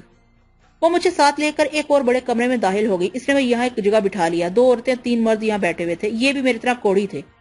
کافی دیر انتظار کرنا پڑا، پھر میری طلبی ہو گئی۔ اندر کئی ڈاکٹر بیٹھے ہوئے تھے، مجھے کرسی پر بیٹھنے کا اشارہ کیا گیا۔ پھر ان میں سے ایک نے کہا کیا نام ہے تمہارا؟ مسعود احمد۔ باپ کا نام؟ محفوظ احمد۔ تمہارے اہل خاندان کہاں ہیں؟ مجھے نہیں معلوم۔ کیوں؟ میں طویل عرصے سے ان سے بچھڑا ہوا ہوں۔ خاندان میں والدین میں کوئی اور اس مرض کا شکار تھا؟ خدا نہ کرے یہ بدنصیبی میرے حصے میں آئی ہے۔ انہوں نے اس مرض کی ابتدا پوچھی، عرصے کے بارے میں معلوم کیا، مزید کیفیات پوچھی تو میں نے بھوک کے بارے میں بتایا۔ یہاں تم پیٹ بھر کر کھانا، ایک ہمدرد ڈاکٹر نے کہا۔ پھر مجھے اس اسپتال میں داخل کر لیا گیا۔ جنرل وارڈ تھا، بہت سے مریض تھے، بھیانک چہرے، جزام کا شکار، انہیں دیکھ کر خوف آتا تھا، مگر تقدیر میں یہ بھی لکھا ہوا تھا۔ میرے بہت سے ٹیسٹ ہوئے، ان کی رپورٹیں موصول ہوئیں تو ڈاکٹروں کو حیرت ہوئی کیونکہ ان کا خیال کے مطابق میرے خون میں کوڑ کے جراثیم نہیں تھے۔ مجھے ڈاکٹروں کے بورڈ کے سامنے ان تمام رپورٹوں کے ساتھ پیش کیا گیا اور ڈاکٹروں نے انٹرویو لیا، مگر میں اس پناہ گاہ کو چھوڑنا نہیں چاہتا تھا، یہاں کچھ سکون سا تھا۔ میں نے انہیں بھوریا چرن کے بارے میں کچھ نہیں بتایا، مگر مجھے جنرل وارڈ سے اسپیشل وارڈ میں منتقل کر دیا۔ میرا انوکھا مرض ڈاکٹروں کو دلچسپ لگا تھا اور وہ اس پر تحقیق کرنا چاہتے تھے۔ مجھے بھوک کی تکلیف کے سوا کوئی تکلیف نہیں تھی۔ اسپیشل وارڈ میں میرے ساتھ 3 مریض تھے، جن میں ایک معمر شخص جو کافی تعلیم یافتہ اور نمازی آدمی تھا، نام سلیم بیگ تھا، اور دوسرا شہزادہ تھا جس کی عمر 30 سال کے قریب تھی۔ تیسرا فرد شاہ تھا۔ سلیم 5 وقت کا نمازی خوش اخلاق آدمی تھا، اس سے میری زیادہ دوستی ہو گئی تھی، لیکن میں نے اسے کبھی اپنے بارے میں کچھ نہیں بتایا تھا۔ ڈاکٹروں نے پہلا تجربہ میری بھوک پر کیا، انہوں نے مجھے کھانے کے انبار کے سامنے بٹھا دیا، مجھے کھانے کی کھلی چھٹی دی۔ میں نے کھانا شروع کر دیا اور ڈاکٹروں کو چکر آ گئے۔ بہت دیر کے بعد انہوں نے مجھے کھانے سے روکا، میرا وزن کیا، مگر وزن نارمل تھا۔ ان سب کے لیے یہ نہایت حیران کن بات تھی۔ ایک ڈاکٹر نے مجھ سے پوچھا تم ہمیشہ اتنا کھاتے ہو؟ نہیں ڈاکٹر صاحب، اس مرض کے آغاز کے ساتھ ایسا ہوا ہے۔ مزید کتنا کھا سکتے ہو؟ دوسرے ڈاکٹر نے سوال کیا۔ کوئی انتہا نہیں ہے ڈاکٹر صاحب، اگر تمہیں علاج کے لیے ملک سے باہر جانا پڑے تو جاؤ گے؟ ہاں جینا چاہتا ہوں ڈاکٹر صاحب، میں نے درد بھرے لہجے میں کہا۔ آنکھوں میں خود بخود آنسو آ گئے تھے۔ ڈاکٹروں نے مجھے تسلیاں دی اور چلے گئے۔ اس رات دل بڑا بے چین تھا، طبیعت پر بوجھ طاری تھا۔ بستر سے اٹھ کر کھڑکی کے پاس جا کھڑا ہوا۔ باہر پرسکون سناٹا پھیلا ہوا تھا، دور بلندی پر کچھ روشنیاں جگمگا رہی تھیں۔ میں ان روشنیوں کو دیکھتا رہا، دل میں طرح طرح کے خیالات آ رہے تھے۔ اس کائنات میں لوگ بڑے بڑے جرم کر لیتے ہیں، بعض تو آرام سے زندگی بسر کر جاتے ہیں، کیا میں اس دنیا میں سب سے بڑا مجرم ہوں؟ کیا اللہ کے حضور میری توبہ کے دروازے بند ہو چکے ہیں؟ کیا میری توبہ کبھی قبول نہ ہوگی؟ دل بہت دکھ رہا تھا، آنکھوں میں حیرت ابھر آئی تھی۔ اچانک دل دہل کر رہ گیا، کسی نے عقب سے میرے شانے پر ہاتھ رکھ دیا تھا۔ کوئی آواز نہیں سنائی دی، مگر یہ ہاتھ کس کا ہے؟ گھوم کر دیکھتے ہوئے خوف محسوس ہو رہا تھا، بدن پر کب کبھی تاری تھی، اب تو اعصاب بھی کمزور ہو گئے تھے۔ کون ہے یہ؟ کون؟ کیا بھوریا چرن؟ رو رہے ہو بیٹے؟ عقب سے آنے والی آواز نرم اور شفیق تھی۔ میں اس آواز کو پہچاننے کی کوشش کر رہا تھا، پھر مجھے اپنے اس خوف پر شرمندگی ہوئی۔ آواز تو سلیم بیگ کی تھی۔ میرے خوف سے کپ کپاتے بدن کو دیکھ کر سلیم بیگ سمجھا کہ میں رو رہا ہوں۔ میں نے گہری سانس لے کر رخ بدل لیا۔ نہیں سلیم چچا، ایسا ہی لگا تھا، رات تو بہت گزر گیا، کیا نیند نہیں آئی؟ ہاں طبیعت کچھ بے چین ہے۔ ایک بات کہوں بیٹے؟ جی چچا۔ نماز پڑھا کرو، ساری بے چینی دور ہو جائے گی۔ اللہ نے اپنی مخلوق کو خود سے قریب آنے کے لیے بہت سے راستے کھولے ہیں، اور ان میں سب سے افضل نماز ہے۔ جس میں تم اس کے حضور ہوتے ہو، تمہارا تصور اس کی حمد و ثنا میں ہوتا ہے۔ جب خیال اس ذات باری کی طرف ہو تو کوئی اور خیال بے چین نہیں کرتا۔ نماز شروع کر کے دیکھو بیٹے، ایک تجربہ کر لو، تمہیں فائدے کا خود اندازہ ہو جائے گا۔ دل کو ایک عجیب سا دھکا لگا تھا، سب کچھ کرتا رہا تھا، نہ جانے یہ کیوں نہ کیا تھا۔ نماز آتی ہے؟ بھول گیا ہوں چچا۔ کوئی مشکل ہی نہیں، تھوڑی دیر میں یاد کرا دوں گا۔ ہمارے کپڑے، بدن کا کوڑ، کپڑے تو خون اور پیپ سے گندے ہو جاتے ہیں، یہ مجبوری ہے، بیماری بھی خالق کا تحفہ ہے۔ دل کی طہارت ضروری ہے، غلاظت تو ہمارے سارے وجود میں بھری ہے۔ روح سے بدن آری ہو جائے تو اس غلاظت کا تغین دیکھو، ناقابل برداشت ہوتا ہے۔ بس روح طاہر ہے، اس کی طہارت افضل ہے، دل سے ضرور پاک رہو، وہ مجبوریاں معاف کر دیتا ہے۔ آؤ پھر بے چینی کے یہ لمحات اس کی یاد میں گزار دیں۔ دیکھو بے چینی کیسے بھاگتی ہے، فجر کی نماز دونوں ساتھ پڑھیں گے۔ میں کھڑکی کے پاس سے ہٹ آیا اور سلیم بیگ مجھے طریقہ نماز سکھانے لگے۔ آنکھوں سے آنسو بہنے لگے، سب کچھ یاد آ رہا تھا، بڑے عجیب سے احساسات ہو رہے تھے۔ ہم کس طرح وقت کے دھارے پر بہہ جاتے ہیں، بچپن تھا، محمود بھی چھوٹا تھا، عید آتی تھی، امی دونوں بھائیوں کو تیار کرتی، ماموں ریاض انگلیاں پکڑے ہوتے تھے، ہم نماز پڑھنے جاتے تھے، ابو نماز کی تلقین کرتے تھے، چھوٹے تھے تو خوف سے نماز پڑھتے تھے، بڑے ہوئے تو سرکشی شروع کر دی، جمعہ کے دن غائب ہوئے، رفتہ رفتہ ابو نے کہنا چھوڑ دیا۔ سلیم بیگ صاحب آیات الہی دہراتے رہے اور میرا ذہن بھٹکتا رہا۔ اب سو جاؤ، فجر کا وقت جگا دوں گا۔ جگا دوں نا؟ جی میں نے کہا اور لیٹ گیا۔ سلیم بیگ صاحب بھی لیٹ گئے۔ نہ جانے کب نیند آئی تھی، پتہ نہیں سویا بھی تھا یہ۔ سلیم بیگ صاحب نے جھنجھوڑا تو فوراً آواز تھی، ہاں چچا جاگ رہا ہوں، کیا بات ہے؟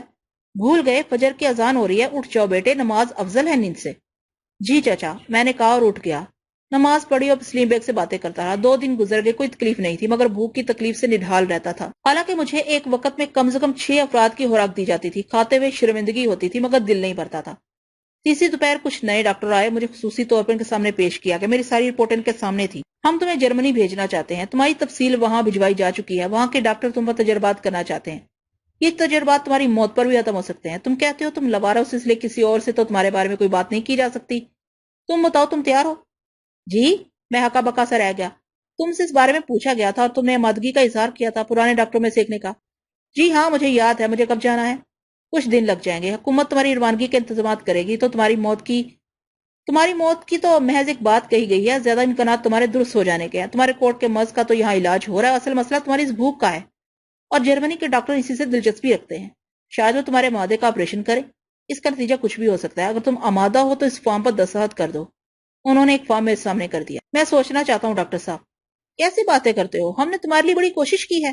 ڈاکٹر نے ناخوشگوار لہجے میں کہا، اگر میں آپ کو اس بھوک کی کہانی سنا دوں ڈاکٹر صاحب، تو آپ اسے محض ایک دلچسپ فسانہ کہیں گے، اس پر کبھی یقین نہیں کریں گے۔ میرا علاج جرمنی میں نہیں ہے، بلکہ اسی ملک میں ہے۔ مقرات بننے کی کوشش نہ کرو، ہمیں کسی کہانی سے کوئی دلچسپی نہیں ہے، جانا چاہتے ہو تو اس فارم پر دستخط کر دو۔ سوچنا چاہتا ہوں ڈاکٹر صاحب، اور یہ ضروری ہے، ہم اسے مجبور نہیں کر سکتے، یہ اس کی مرضی پر منحصر ہے، اسے سوچنے کا موقع ضرور دو۔ نئے آنے والے ڈاکٹروں میں سے ایک نے کہا، اور مجھے واپس میرے کمرے میں بھجوا دیا گیا۔ میں نے جو کچھ کہا تھا سچ کہا تھا، میری بیماری جو کچھ تھی میں جانتا تھا، یہ بیچارے یا جرمنی کے ڈاکٹر کیا کر سکتے تھے؟ ہاں دل میں خیال ضرور آ رہا تھا، بری اچرن سے اتنا دور نکل جاؤں تو شاید اسے جان بچ جائے، لیکن سب یہی رہ جائیں گے، ان سے ملنے کی آخری آس بھی ٹوٹ جائے گی، یہ آس بھی زندگی تھی، اور میں اس زندگی سے دور نہیں جانا چاہتا تھا۔ اس رات پھر بے چینیوں نے دل میں بسیرا کر لیا تھا، عشاء کی نماز پڑھ کر کھانا کھایا اور لیٹ گیا۔ سب سو گئے تھے، میں اٹھا، کھڑکی کھول کر کھڑا ہو گیا، تاریکیاں سامنے تھی، بہت دور انہی بلندیوں پر روشنی ٹمٹما رہی، ہوا کے دوش پر کچھ شور کسی آوازیں ابھر رہی تھیں، دل بوجھل ہو رہا تھا۔ ڈاکٹر دوبارہ مجھ سے سوال کریں گے، کیا جواب دوں گا انہیں؟ کیسے بتاؤں گا کہ میرا علاج تو بہت آسان ہے؟ اس گندی روح کو آواز دو، وہ آ جائے گی اور مجھے کسی نہ کسی طرح یہاں سے نکال لے جائے گی، اس مکروہ خواہش پر سر جھکا دوں، ایمان کھو دوں، سب ٹھیک ہو جائے گا، سوائے اس کہ عاقبت کے لیے کچھ نہ ہوگا بجز گناہوں کے انبار کے۔ پورا سو رہا ہے شاید، پیچھے سے آواز ابھری اور میں چونک پڑا، نہ جانے کب سلیم بیگ میرے پیچھے آ کھڑے ہوئے تھے۔ میں نے مڑ کر دیکھا تو وہ بولے، قوالیاں ہو رہی ہیں۔ کہاں؟ مزار پر۔ کون سے مزار پر؟ یہ آوازیں نہیں سن رہے، وہیں سے آ رہی ہیں۔ مزار کہاں ہے؟ میں نے پوچھا۔ وہ روشنیاں جو نظر آ رہی ہیں مزار کی ہی تو ہیں۔ کس کا مزار ہے؟ بابا جلال شاہ کا، لوگ کہتے ہیں، دیکھا کبھی نہیں ہے۔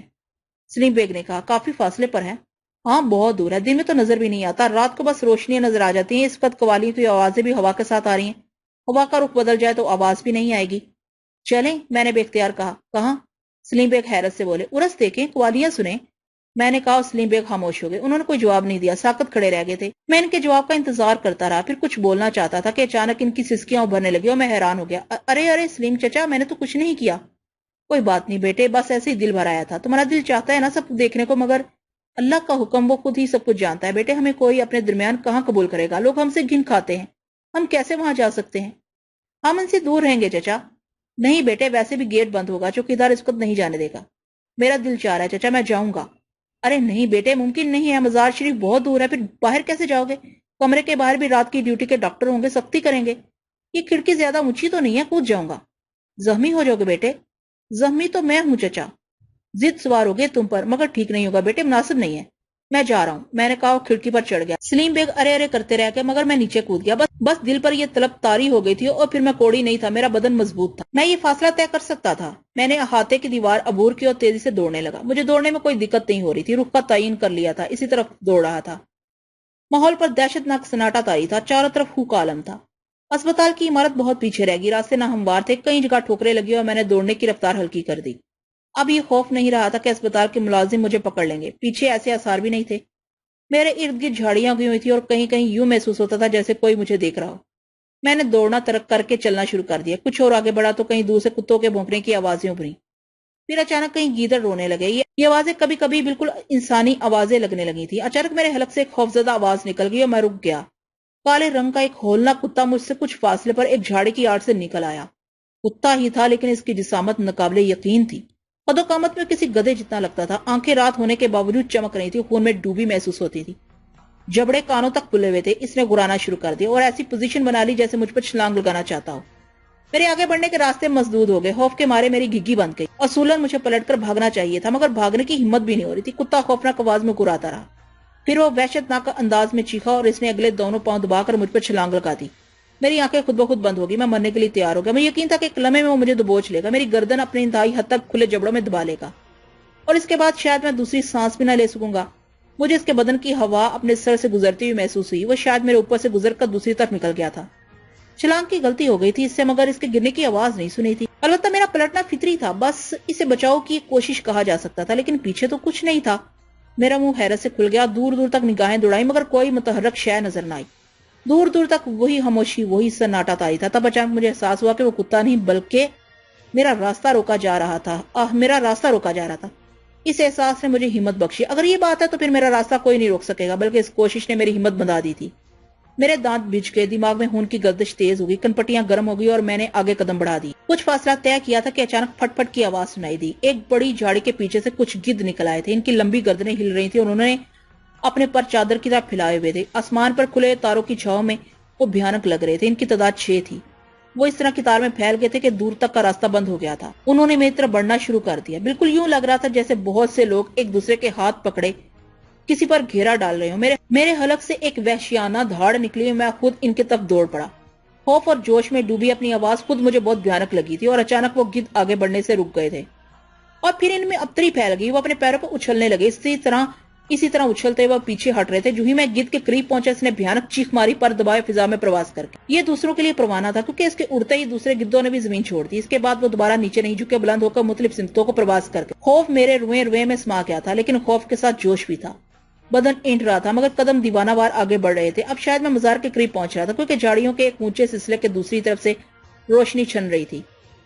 इधर से कुछ आवाजें भी सुनाई दे रही थी। इंसानी आवाजें थी। वो कुछ गा रहे थे, न जाने क्या आवाजें मुबहम थी। मैं तेज कदम उठाता हुआ झाड़ियों के दूसरी तरफ निकल आया। रोशनियां मशालों की थी जो चंद लोगों ने हाथों में उठाई हुई थी। उन्होंने एक हल्का सा बना रखा था और इनके दरमियान चंद मलंग रक्स कर रहे थे। वो कुछ गाते भी जा रहे थे जो समझ में नहीं आ रहा था। इनके जिस्मों पर मुटियाले रंग की कफनियां थी जो लहरें ले रही थी। वो किसी कदर गहराई में थे और मैं बुलंद जगह से इन्हें बखूबी देख सकता था। मेरा अंदाजा गलत था। मजार अभी दूर था और ये लोग मेरे दरमियान में थे। आहिस्ता आहिस्ता चलता हुआ मैं इनके करीब पहुंच गया, मगर करीब से देखने पर एक और इंकशाफ हुआ। इनमें से किसी की गर्दन इनके शानों पर मौजूद नहीं थी। इनके जिस्म रक्सा थे। आवाजें भी आ रही थी, मगर सबके शाने गर्दनों से खाली थे। इस भयानक मंजर को देखकर मैंने आंखें बंद कर ली, मगर कदम ना रोके। अब मुझे अंदाजा हो चुका था कि क्या हो रहा है। खौफ अब दिल में खत्म होता जा रहा था। आंखें बंद करके चलने से जगह जगह ठोकरें लग रही थी। मैं लड़खड़ा रहा था, मगर रुक नहीं रहा था। मलंगों की आवाजें मुझे अपने आगे आगे चलती महसूस हो रही थी। एक बार आंखें खोलकर देखा तो सब मुझे अपने साथ आगे बढ़ते नजर आए। उन्होंने मशालें पकड़ी हुई थी। बेसर वाले नाच रहे थे और मेरे आगे जुलूस किसी शक्ल में आगे बढ़ रहे थे। मैंने रफ्तार तेज की तो वो भी तेज चलने लगे। और न जाने कौन सी कुव्वत मुझे जिंदा रखे हुए थी, वरना इस मंजर को देखकर दिल की धड़कन बंद हो जानी चाहिए थी। न जाने कितनी दूर तक चलता रहा। दिमाग सनसना रहा था। बदन की कुव्वतें सुलभ होती जा रही थी और अब न जाने कौन चल रहा था। वो मैं तो न था। आवाजें बंद हो गई। अब कवाली की आवाजें नुमायां हो रही थी। कवाल गा रहे थे। मन की प्यास बुझाने आया दाता एक सवाली। आंखें खुल गई। बेशुमार हरकत थी। रोशनियां जगमगा रही थी। खूब चहल पहल थी। लोग नहीं बोल रहे थे। सरकटे मलंगों का कोई नामो निशान नहीं था। मैं बैठने के लिए जगह तलाश करने लगा। इंसानों के हजूम के दरमियान था। जहां तक पहुंचा था वहीं बैठ गया। कुछ फासले पर बहुत से लोग दरी बिछाए बैठे हुए थे। जगह जगह उर्स में शिरकत करने वालों ने डेरे डाले हुए थे। कुछ लोग लंगर बांट रहे थे। मेरे करीब आकर रुक गए। खाना खा लोगे? हाँ हाँ, मैंने भराई हुई आवाज में कहा। बर्तन है? नहीं तो फिर खाना कैसे लोगे? रकाबी दे दो एक, किसी हमदर्द ने कहा, और उन्होंने सिल्वर की एक रकाबी में मुझे चावल दे दिए। भूख तो सांसों का हिस्सा बन चुकी थी। ये थोड़े से चावल क्या हैसियत रखते थे। मैं इन्हें खाने लगा। दरी पर बैठे हुए लोग मुझे देख रहे थे। जब मैं चावल खा चुका तो इनमें से एक ने पूछा, पानी चाहिए? دے دو بھائی، میں نے عاجزی سے کہا اور ایک نوجوان پانی لے آیا. اس نے جھک کر مجھے پانی دیا اور پھر ایک دم سیدھا ہو گیا. تم کوڑی ہو؟ اس نے بے اختیار کہا. ہاں، میں نے آہستہ سے کہا. وہ جلدی سے پیچھے ہٹ گیا اور پھر اپنے ساتھی کے پاس پہنچ کر انہیں میرے بارے میں بتانے لگا. میں نے ان سب کے منہ سے کوڑی کوڑی کے الفاظ سنے تھے. پھر سب کھڑے ہو گئے.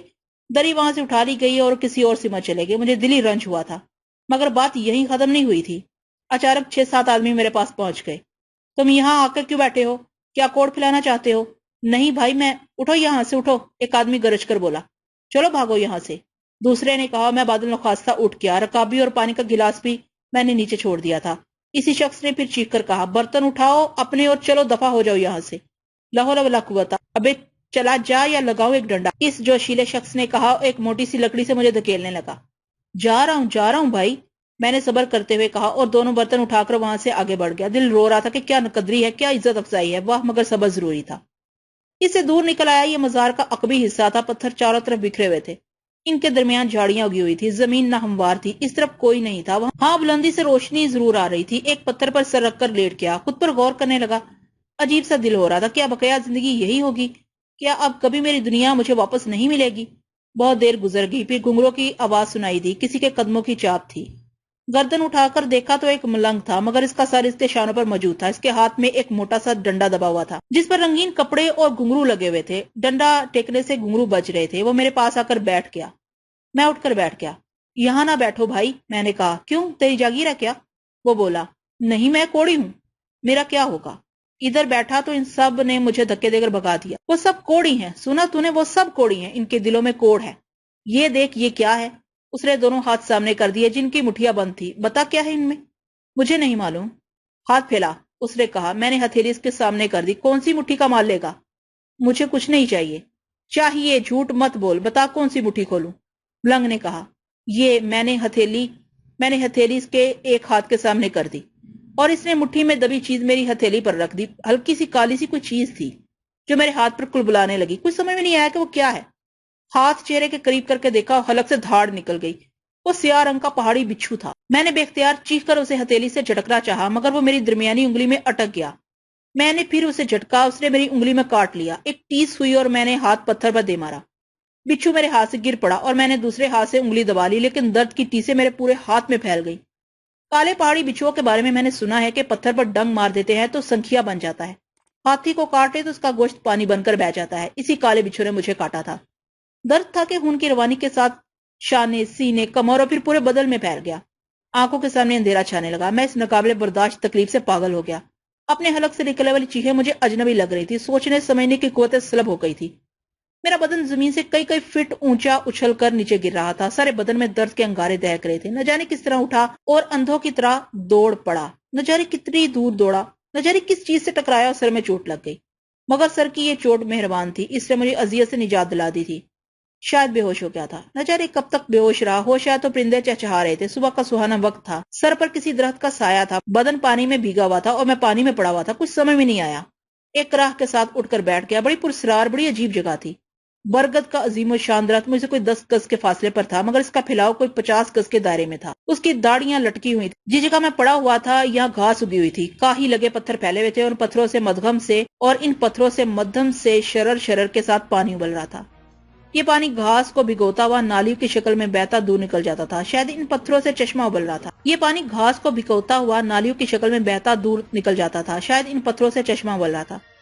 تحد نگاہ کسی انسان کا وجود نہیں تھا. ہاں، پرندے بکثرت نظر آ رہے تھے جو برگد کی شاخوں پر پھدک رہے تھے. ادھر سے ادھر پرواز کر رہے تھے. زمین پر بکھرے پتھروں پر بیٹھے ہوئے تھے. فضا میں خربوزوں کی تیز مہک پھیلی ہوئی تھی. میں اجنبی نظروں سے ماحول کو دیکھتا رہا. گزرے واقعات یاد آنے لگے. ملنگ نے بدترین حرکت کی تھی. نہ جانے اس کی دوسری مٹھی میں کیا تھا. اور اس خطرناک بچھو کے کاٹنے کے بعد بھی میں زندہ ہوں. شدت تکلیف میں شاید مزار شریف سے دوڑتا ہوا بہت دور نکل آیا تھا، ورنہ وہ آس پاس ضرور نظر آ جاتا. یہ تو آبادی سے دور کوئی ویران جگہ تھی. نہ جانے کون سی جگہ ہے، میں سے کتنا دور نکل آیا ہوں. ہاتھ میں اب تکلیف نہیں تھی. اس انگلی کو دیکھا جس میں بچھو نے کاٹا تھا. انگلی پر تو کوئی نشان نہیں تھا، لیکن کچھ اور نظر آیا. اور جو نظر آیا اس نے ایک بار پھر دیوانہ کر دیا. کوڑ میرے پورے بدن پر پھیل چکا تھا. ہاتھ پاؤں کی شکل بدلتی جا رہی تھی. انگلیاں اور ہتھیلی خون اور پیپ سے بھری ہوئی تھی. مگر اس وقت ان زخموں پر کھرینڈ نظر آ رہے تھے. کالے کالے کھرینڈ، جیسے اچانک زخم سوکھ گئے ہیں. میرا کوٹ سوکھ رہا تھا. کسی کے الفاظ یاد آئے. زہر زہر کا تریاق ہوتا ہے. کالے پہاڑی بچھو کے زہر نے مجھے کوڑ سے نجات دلا دی تھی. دیوانوں کی طرح بدن کے ایک ایک حصے کو دیکھنے لگا. सब जगह खाक सी उड़ रही थी। मैं ठीक हो गया था। दिल अकीदत से भर गया, मेरी लगन रंग लाई थी। चश्मा फैज से मुझे सेहत मिली थी। मैं ठीक हो गया था, मैं ठीक हो गया था। बेख्तियार दिल भर आया, आंसू बहे, फिर हिचकियां बंद गई। मुझे यूं लगा जैसे रूठी हुई माँ ने अचानक मुझे खींच कर आगोश में ले लिया हो। मेरी बेसुकूनी सुकून पा गई थी। सजदा रेस हो गया और न जाने कब तक सजदे में पड़ा रोता रहा। दिल का गुबार निकल गया था तो उठा खड़े होकर चारों तरफ देखा। कुछ फासले पर खरबूजों की बेल फैली हुई थी।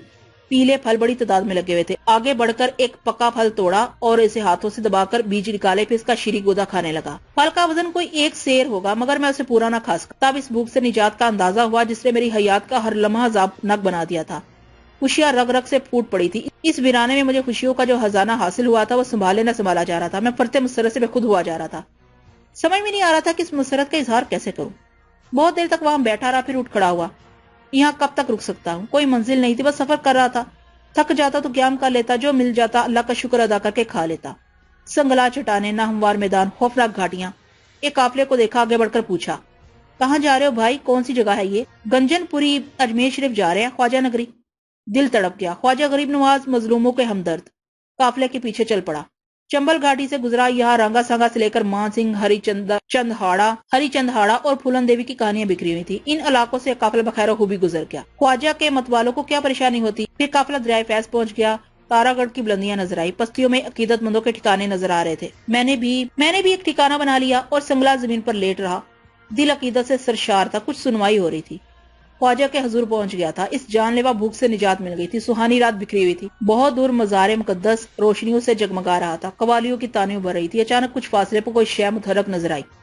गाँव गाँव की आवाज उभर रही थी। मेरे बदन में सनसनी फैल गई। सर्दी सी लगने लगी। ये क्या? अचानक कुछ फासले पर कोई शय मुतहरक नजर आई। गाँव गाँव की आवाज उभर रही थी। मेरे बदन में सनसनी फैल गई। सर्दी सी लगने लगी। ये क्या है? दिल में न जाने क्या क्या ख्यालात आने लगे। बुढ़िया चरण के खौफ से खुद को आजाद नहीं कर सका था, मगर इस नापाक साधु की क्या मजाल किस पाक जगह कदम रखे। ये कुछ और है, मगर क्या? दिल में शदीद तजस्सुस जाग उठा। वो बदबू जो फिजा में फैली हुई थी अब समझ में आने लगी थी। ये सड़े गले फलों की बदबू थी। दिन में इस जगह फल फरोश ठेले लगाए हुए थे। गले हुए फल वो यहीं फेंक कर गए थे। ये बू उन्हीं में से उठ रही थी। और वो मुतहरक शय मुमकिन है कोई छुपाया हो जो इस वक्त ये फल खा रहा हो। अपने जहन में ये मुम्मा इस तरह हल कर लिया। मुमकिन था इस तरफ से लापरवाह हो जाता, लेकिन जहन तहकीक का आदी हो गया था। सोचा करीब जाकर देखूं, और कदम आगे बढ़ गए। मेरे ख्याल की तस्दीक हो गई। बू फलों के इसी ढेर से आ रही थी, मगर वहां कोई छुपाया नहीं था, बल्कि वो कोई इंसान था जो ये गले हुए फल खा रहा था। शायद कोई भूखा फकीर था। मुमकिन है ख्वाजा के लंगर से महरूम रह गया हो। और करीब जाकर उसे देखा, उसके बदन पर चीथड़े झूल रहे थे। बाल और दाढ़ी मिट्टी से अटे हुए थे। चेहरा अजीब सा था। बड़े इन्हमाक से फल खा रहा था। मुझे देखकर उसने पास रखी हुई छड़ी उठाई, उसे बुलंद करके बोला, हुश हुश, भाग जा। मैं ठुठक कर रुक गया। कोई मजजूब था। ख्वाजा के मुकद्दस मजार के हाथे में मैंने बेशुमार कलंदर, मलंग और मजजूब देखे थे जो हक के नारे लगाते रहते थे। इन्हीं में से कोई था। दिलचस्पी पैदा हो गई। दिल खुश था, दिल लगी सूझी। मैं उसे कुछ फासले पर बैठ गया। भाग भाग, गंदगी करेगा। मजदूर ने फिर लकड़ी उठाकर कहा, मैं भी फल खाना चाहता हूँ। मैंने कहा, छूना मत वरना लकड़ी से मारूंगा। मुझे भी कुछ फल दे दो, मैंने आजिजी से कहा। मना कर रहा हूँ, भाग जा, फल खाएगा, गंदा गलीस कहीं का। इतना नहीं जानता, पहले फल चखना पड़ता है फिर खाया जाता है। जा भाग। हुश हुश। वो एक सड़ी हुई नारंगी उठाकर खाने लगा। मैं फल चखना चाहता हूँ, मैंने कहा, और वो गर्दन झुकाए झुकाए हंस पड़ा। बार बार हंसता रहा, फिर बेतहाशा हंसने लगा। फिर बोला, चख तो रहा है, जो करता रहा है इसका फल चख तो रहा है, और चखेगा भी और चखेगा। मैं दंग रह गया। क्या रमस था इसके जुमले में। दिल में अकीदत पैदा होगी। मैंने आजिजी से कहा, बहुत फल चख चुका हूँ, अब खाना चाहता हूँ। ऐसे ही खाना चाहता है? पहले बीज बो, पौधा लगा, फिर इस पर वान चढ़ा, जब वो फल दे तो फल खा। भागता है या मारू पत्थर? मजदूर गुस्से से खड़ा हो गया। उसने पास पड़ा हुआ पत्थर उठा लिया था। मुझ पर रहम करो, मुझे फल दे दो, मैंने आजिजी से कहा। मार रहा है, देखो ये मुझे मार रहा है, मैं भी मारूंगा, फिर ना कहना। उसने पीछे रुक करके कहा। फिर जैसे कोई आवाज सुनकर बोला, भगा दूं? भगाता हूँ। उसने पत्थर मुझ पर खींच मारा। निशाना सर था। मैं बेख्तियार झुक गया और पत्थर मेरे ऊपर से निकल गया। गैरों से रहम मांगता है, भाग यहाँ से भाग। उसने दूसरा पत्थर उठा लिया। ये पत्थर मेरी कमर में लगा। इसके बाद मजदूर ने मुझ पर पत्थरों की बारिश कर दी। बेशुमार चोटें लगी थी। भागना पड़ा। वो मेरे पीछे आ रहा था, पत्थर उठा उठा कर मार रहा था। सर बचा हुआ था, वरना उठना मुश्किल हो जाता। मगर अब बदहवासी तारी हो गई थी। मजदूर मेरे पीछे दौड़ रहा था। वो मुझ से ऐसी आवाजें निकालता जा रहा था जैसे किसी कुत्ते को भगा रहा हो। बहुत दूर निकल आया, सारी रोशनियां पीछे रह गई। फिर एक पथरीली दीवार सामने आ गई। मैं इसके पीछे पहुंच गया। अजब नगहानी पड़ी थी। खेमे दूर रह गए थे और मजदूर था कि पीछा नहीं छोड़ रहा था।